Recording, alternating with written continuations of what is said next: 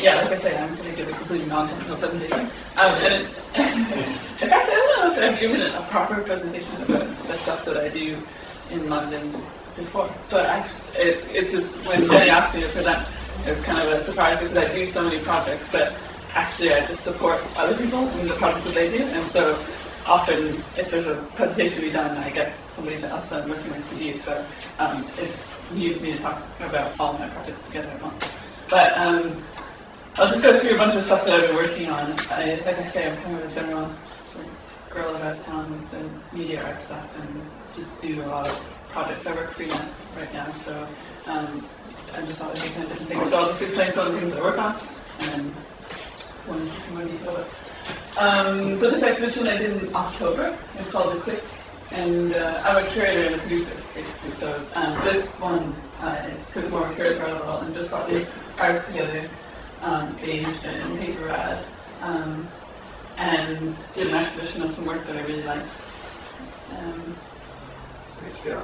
Beige down. Oh. No?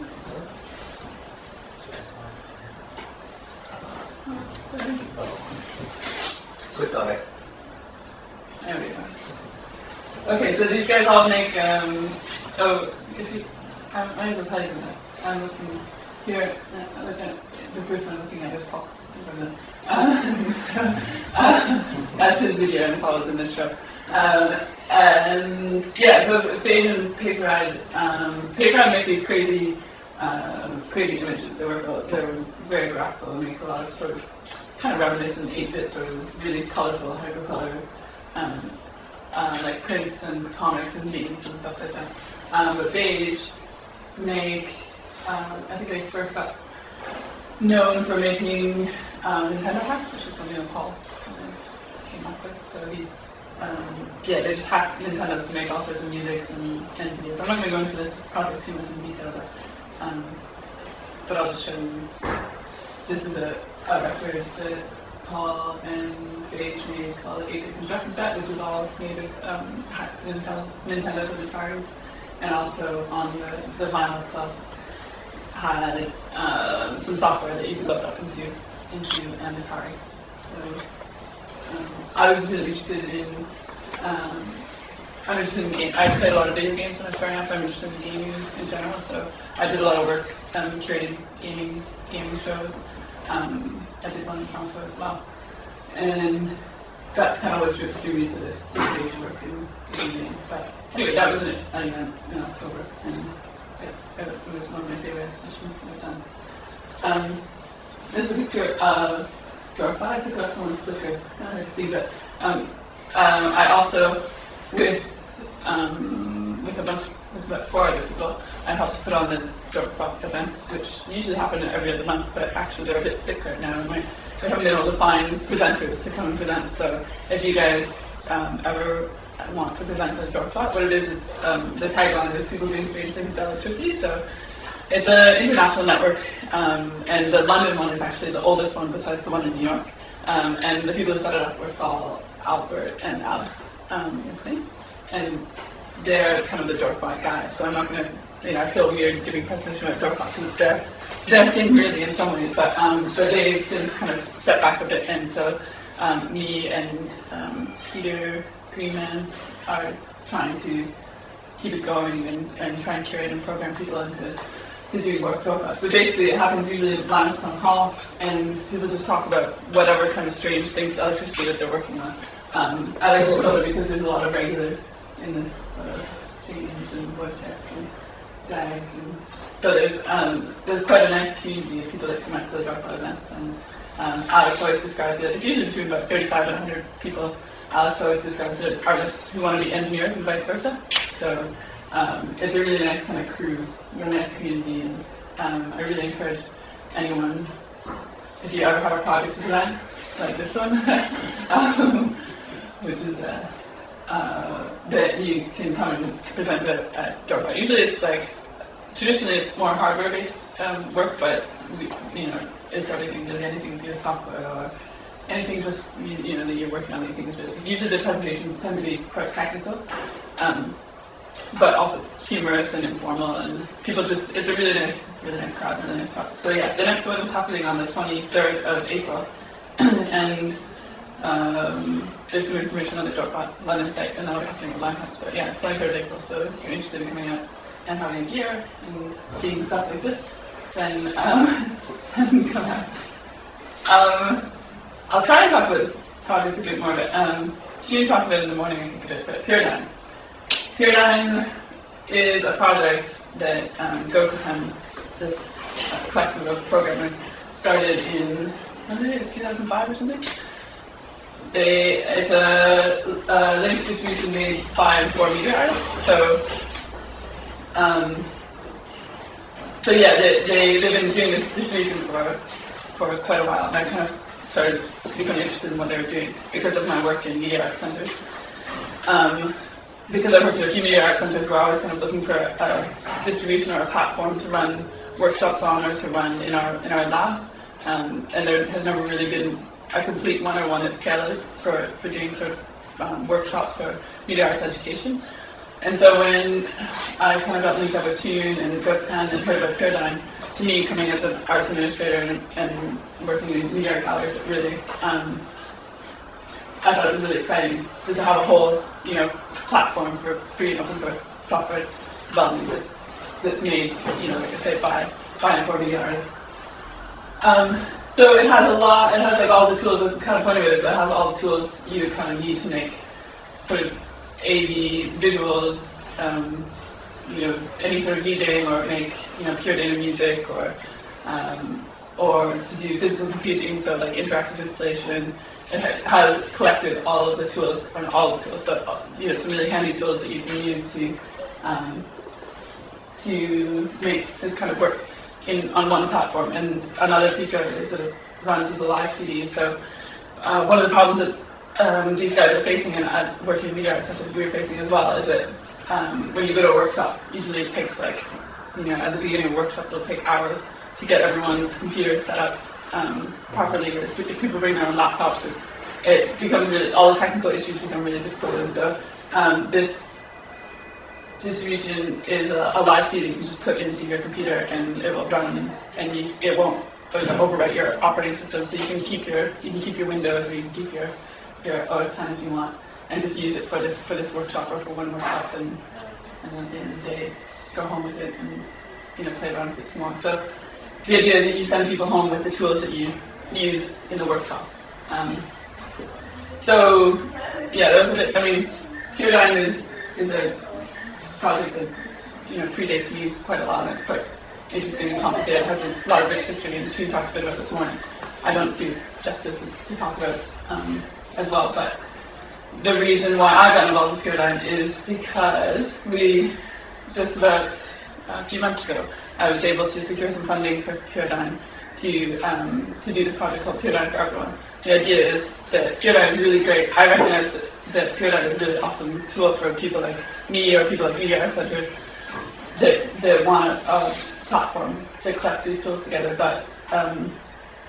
But it can be, we wanted to make a program to make it more accessible, so to document it, to make it more visible, to work with partners across the country, to try and make it something that people use more often and it'll be more relevant to the users. So we're working over a year to work with these organizations called Access Space and Folly and MediaShed to do a bunch of workshops and to do sort of development sprint weeks with all the developers to make it work better, to make it more documented, just to make it easier to use. So it's quite an exciting project. I mean, we were able to get a decent sized amount of funding to develop it.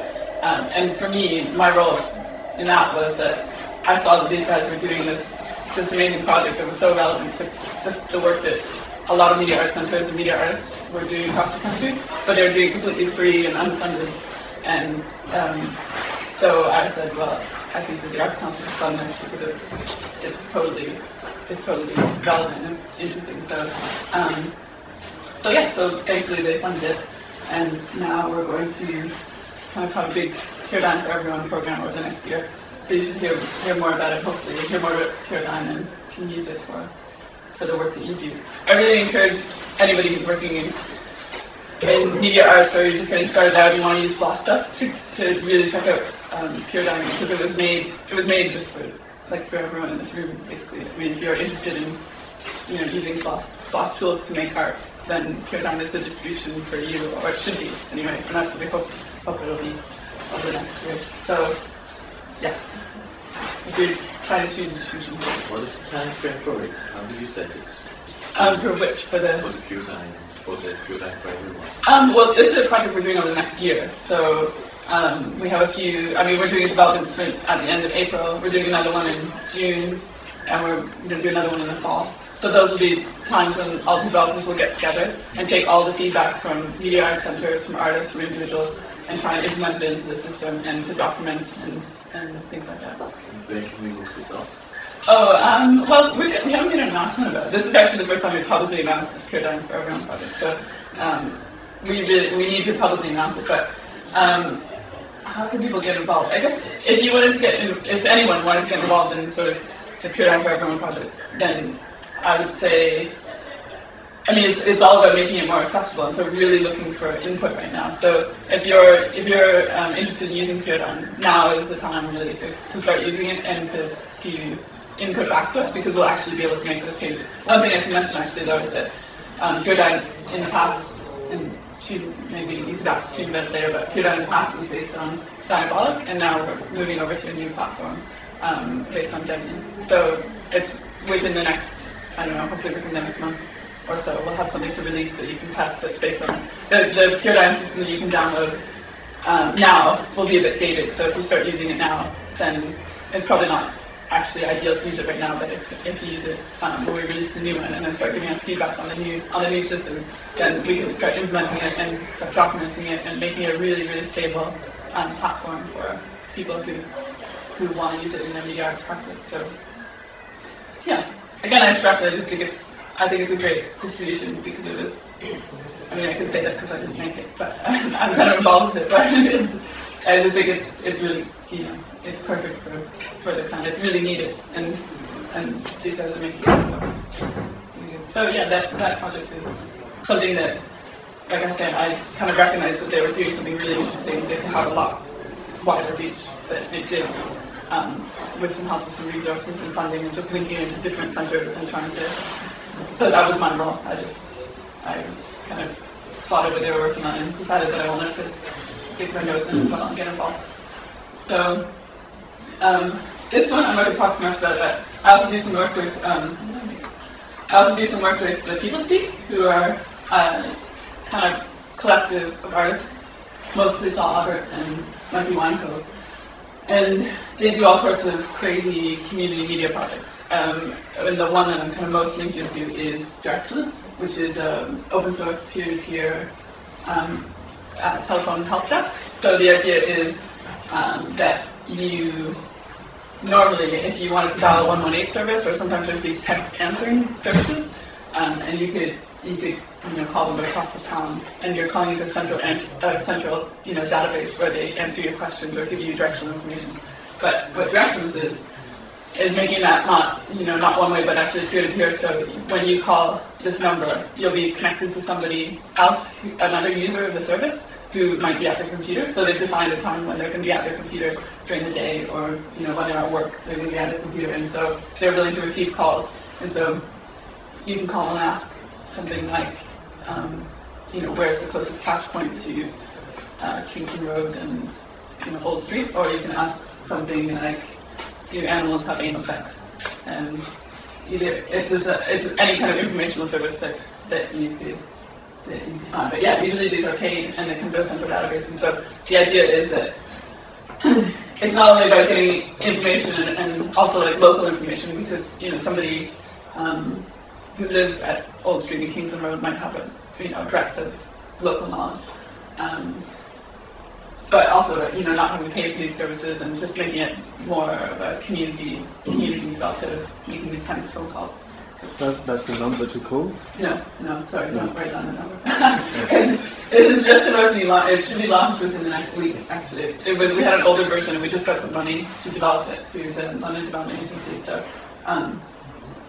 So we've been developing it over the past 6 months, and now it's actually like a week away from being launched online. So if you check out directions.info, it's an open source project, and we'll need tons of testing when it goes live. So check it out. But I think it's a really cool idea. So I've been, and like I said, my role there has been helping the project manage that. So whatever that means. Is there some kind of rating or grading system where if someone gives false information and then they're not? Yeah, we're going to, eventually there will be. Right now there's not. Trustworthy. Yeah, you're going to have a great, and also if you also can answer phone calls as well. Because if a bunch of people just call and nobody answers them, it could be useless service. So we're going to have some sort of grading, like eBay style system, yeah, for that kind of stuff. And I assume you can have all different kind of languages too, right? Yeah, well, I mean, right now it's based on that, but yeah, we've been like spending the last 6 months making it super what do you call that? Super able to expand and add new features. So I mean, just because of the user you get subscribed to, I mean, you can have, say, I want to speak to people who can help me in Chinese, right? Oh yeah, you can define interest. Yeah. You can try and find interest, and find people that are. And also, if somebody answers the call and they can't answer your question, then they can go into the directions database and send your call to somebody else who might know the answer. If you don't, so you can pass it along, transfer the call to somebody else. Cool. So yeah, hopefully, you should be able to be on the street and just call and get any information that you want from a real person who's not being paid, and it's just for the love of sharing information. I only put this up as kind of a promotion because it's a show that I'm doing with some other people that opens next week. It's just a straight curatorial project, so I'm not going to connect. But it's this artist called Eric Raymond, who's not the Eric Raymond who's the free software legend, or open source software legend, but yeah, this guy who makes tons of sort of kinetic robotic work, and this exhibition is going to be at the Canada House, and it's opening the 24th. So you can find more information about it online. But he's a great artist, and yeah, purely promotional. I'll put that one down. So, like I said, I worked at a couple of organizations in my time. Right now I work freelance, but I used to work at State of the Arts in London, which is on Main Street. And I was an emerging technology producer there, so we did a lot of similar kind of projects, like production. We had a media lab there, so we did lots of workshops and exhibitions. I put this picture in, it's another picture of me that I found online, so I thought I should have all the installation shots of all my shows. I can have pictures if you need. But that tagged was an exhibition based on electronic tagging and RFID, so we did a lot of development work commissioning artists to use that technology because we thought it was going to be really relevant to not only London but everyone. So yeah, we did a whole exhibition based on RFID and commissioned these artists and did workshops and had talks and symposiums or whatever. And Chasing the Artists do a lot of great work, and if you don't know them, you should check them out. It's really, really interesting, really cool. And then in Toronto, I worked with this place called Interactus, and I just put this up here because they have an amazing studio, and I couldn't find a really good picture of it, but their studio is my idea of like studio heaven, because you can't see it from this angle, but they have all these crazy like shelves where they have every kind of piece of equipment that you want just organized in a really interesting way. And they have, my favorite part of it is they have these tool boxes where if you open them up, they have like every kind of resistor that you could ever want and every kind of little component, or oh man, it's amazing. So if you're working on something electronic and you realize that you forgot something or you need some component, then you just go and open up these meticulously organized like drawers, and you can find everything. And they just have everything that you could possibly ever need when you're working on mostly hardware-based stuff, less software-based. And also the studio was open like 24/7. You could get an access card and just like a fob kind of key card and go in there anytime you want if you're a member. And the membership is only like $75 a year. You could go in and use the studio with all this equipment 24/7, 7 days a week, and it was just amazing. And it had pay what you can for your fridge, and have some food in the fridge as well. And it was just, their studio is my idea of heaven, and so I really enjoyed it. Okay, so that's some of the projects that I worked on, and kind of some of the stuff I do. So it's kind of really varied practice, maybe lots of stuff. And like I said, usually I do it all in collaboration. So if I was to present about any one project, then usually somebody else would be talking about it rather than me.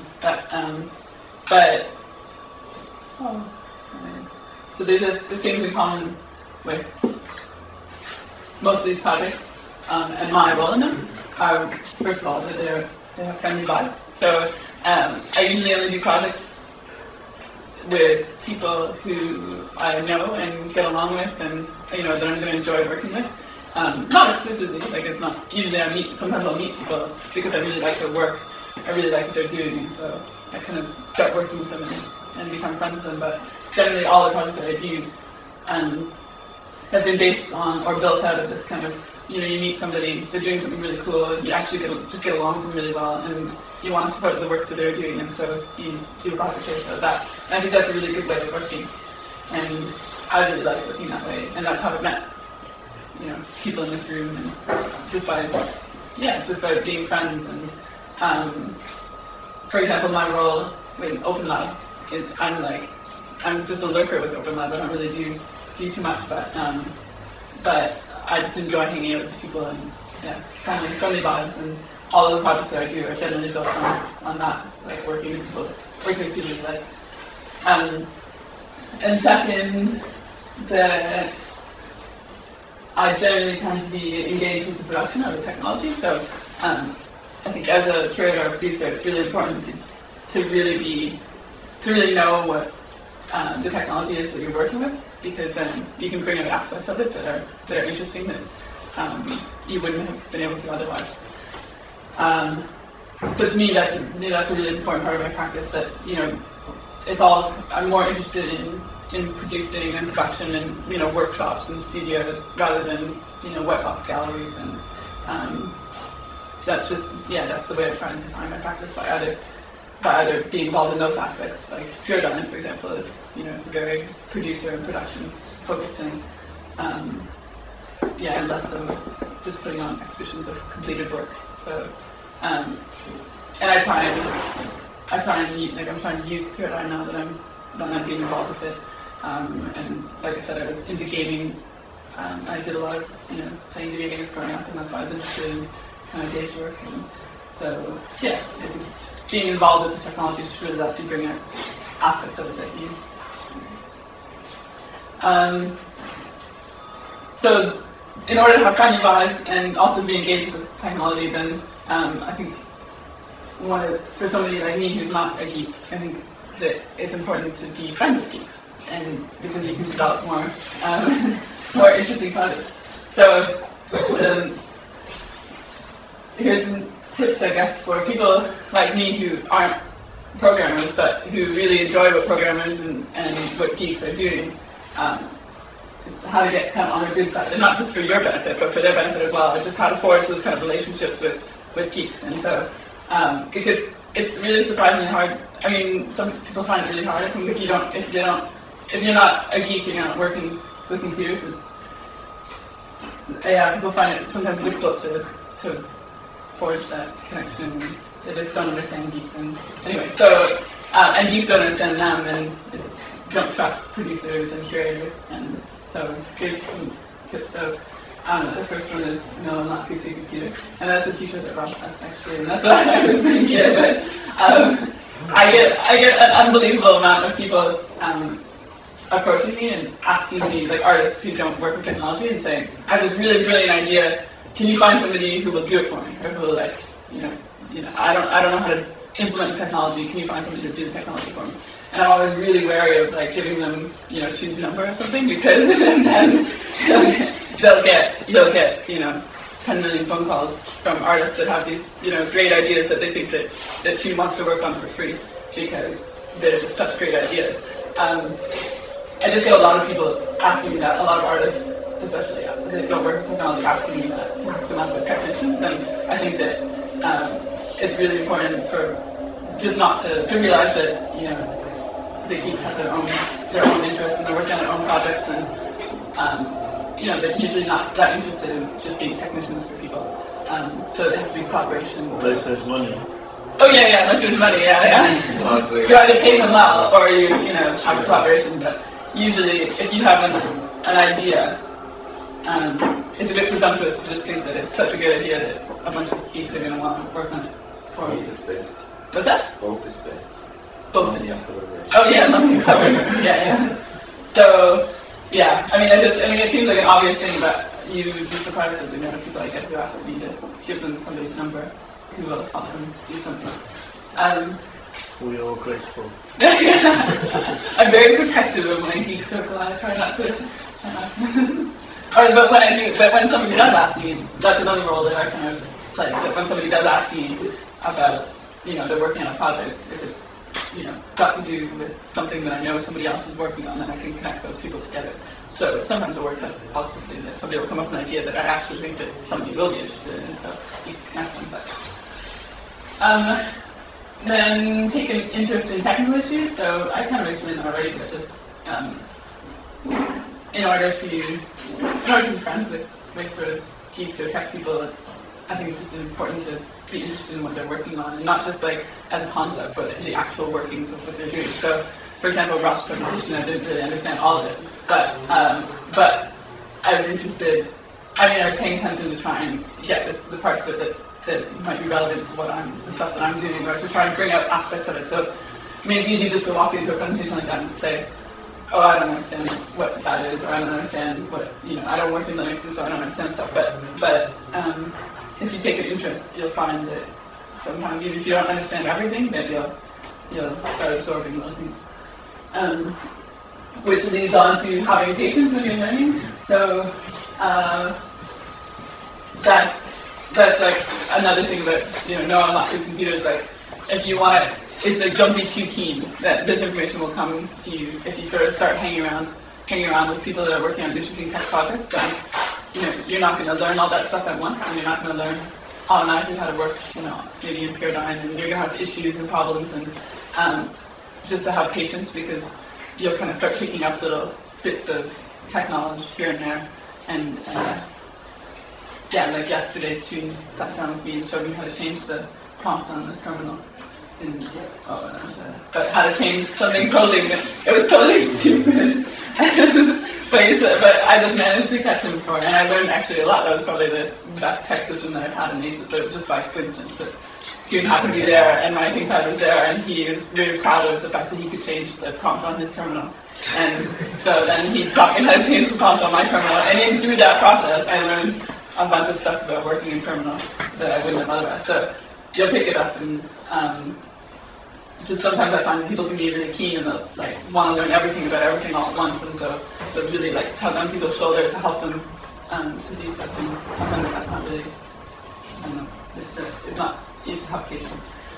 And then to appreciate like kind of geek humor, culture, and usual way of doing things. So for example, if you join a mailing list, a particularly geeky mailing list, you can make a million mistakes in responding to mailing lists, so that you would never know that you were possibly going to make, in terms of like reply to and reply all, or I don't know, or like, you know, answering under the quoted or under the quoted text instead of over, or like there are all these like, what's that? That's a religious dispute. Yeah.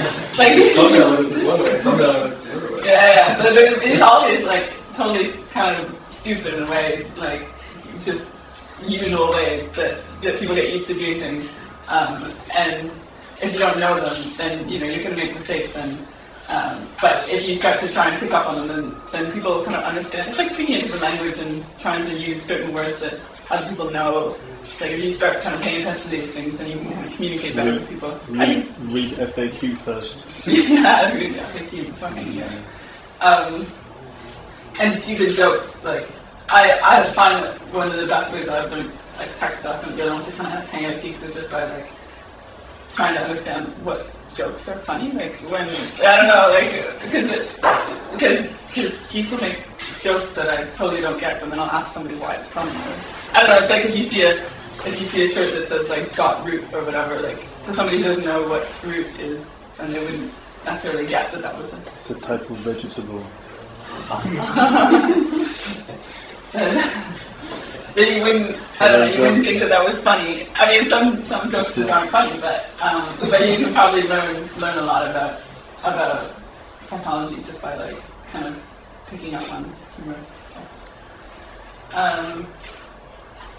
Okay, and then finally, what non-coders can bring to class projects. So because there's probably a lot of focus right now and here in this group on class projects, but. And as somebody who's a non-coder and involved with several FLOSS projects, I thought I would outline some stuff that I thought that you could bring. One of them is to become user and audience members and interested. So just, it's pretty obvious. Just like to just be interested in what people are doing. And if you agree with like, FLOSS, politics or ideology, then just kind of start being interested in what's going on and what's happening. You can be an audience because obviously all these projects need audiences. Asking questions about the project, so in Rob's presentation, I probably should ask a few more questions, and or in any kind of presentation about tech stuff, asking questions is always really helpful, not only for other non-technical people, but so that the developers understand what people who are non-coders. I mean, they kind of so they stay closer to your needs and stay grounded, I guess. To allocate projects to others in a non-technical way. So an example of this is what I'm doing right now, or is I can't tell you all in detail about the workings of directionless or paradigm, but I can talk about the project and why I think it's important. For example, there's upcoming, as part of the Paradigm for Everyone project, there's some upcoming workshops, and I really want to do a workshop because I think that I would have a good insight into people who don't know anything about Paradigm, and try and get them excited in a one-day workshop, get them excited about why Paradigm is interesting, and get them motivated to continue learning outside of that workshop to learn more about it. So my workshop skills are non-technical, but I think actually we'll still get people just as excited about using Paradigm, and we'll get them going home. So advocating projects.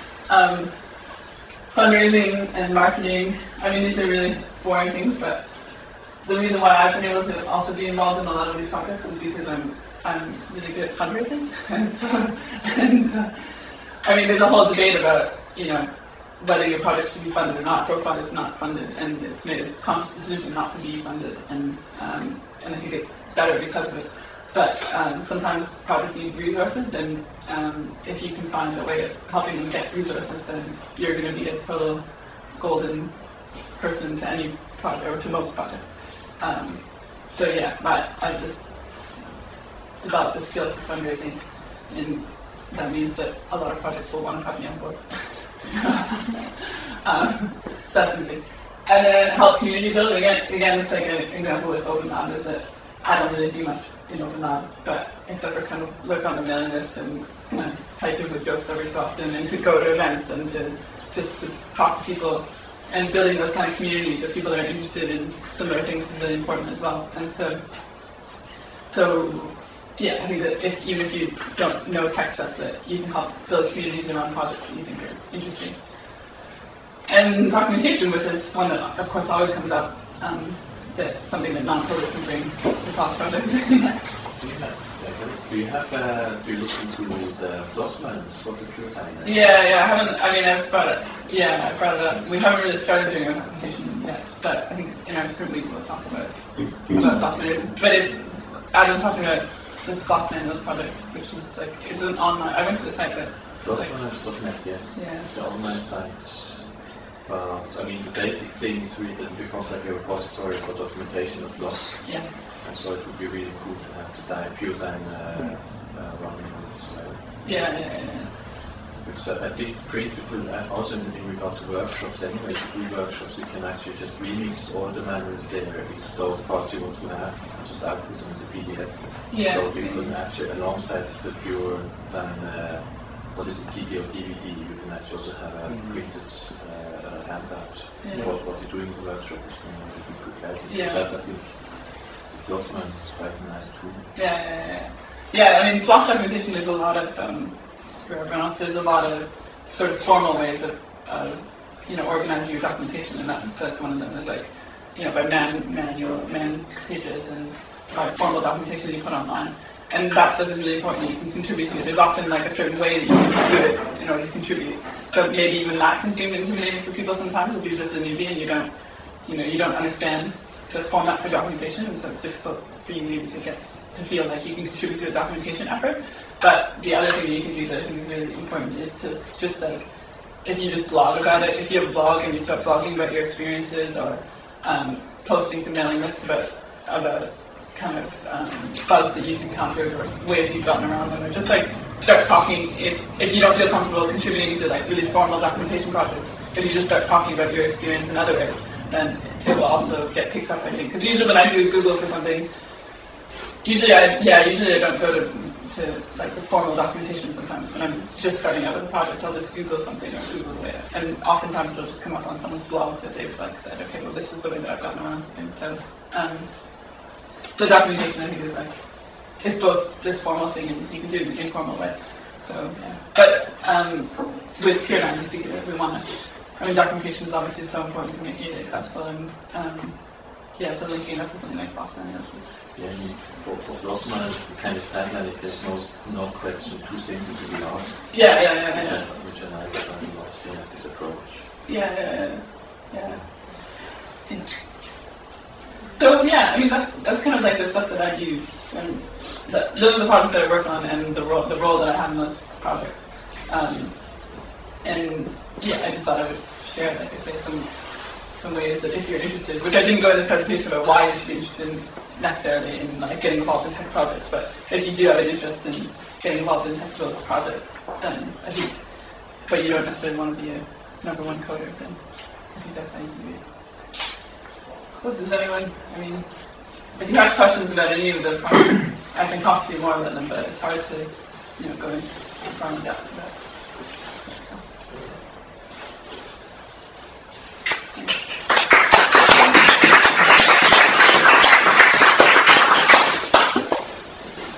Right, so we have one more presentation by Dave about his own software project, coding and stuff. What would you guys like to do? Do you want to have a little break and come back, or let's blast through? So I promise you will come back. If we let you.